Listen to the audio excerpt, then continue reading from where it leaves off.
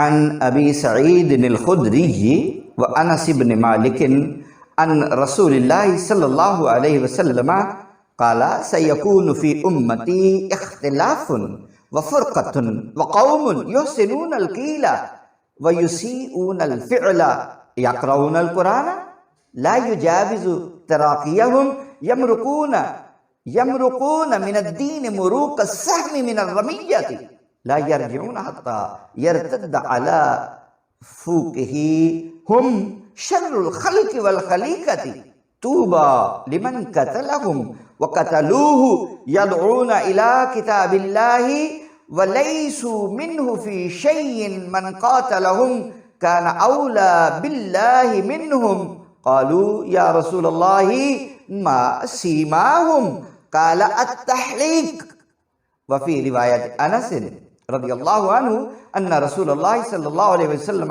قال نحوه سيماهم التحليق والتسبيد رواہ احمد و ابو داود واللفظ له و ابن ماجہ مختصرا والحاکم۔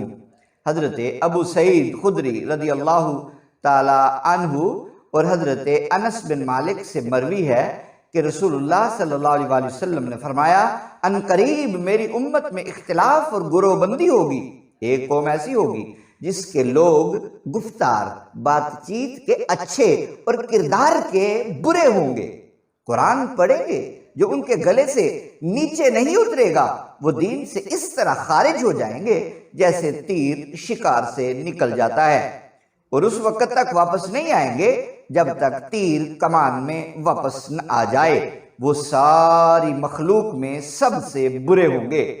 خوشخبری ہو اسے جو انہیں قتل کرے اور جسے وہ قتل کرے۔ وہ لوگوں کو اللہ کی کتاب کی طرف بلائیں گے لیکن اس کے ساتھ ان کا کوئی تعلق نہیں ہوگا۔ ان کا قاتل اللہ کی نسبت اللہ تعالیٰ کے نزدیک بہت زیادہ قریب ہوگا۔ صحابہ کرام نے عرض کیا یا رسول اللہ ان کی نشانی کیا ہے؟ آپ نے فرمایا سر منڈوانا۔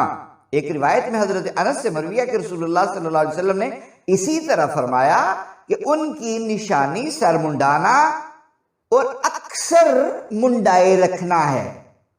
اس حدیث کو امام احمد ابو داود نے مذکورہ الفاظ میں بیان کیا ہے، ابن ماجہ نے اختصار سے اور امام حاکم نے بھی اس کو روایت کیا ہے۔ مطلب یہ جو تحلیق ہے یعنی سر منڈانا، یہ کبھی کبھی کرنے والے اس میں شامل نہیں ہیں، بلکہ فرمایا اکثر وہ سر منڈائے رکھیں گے۔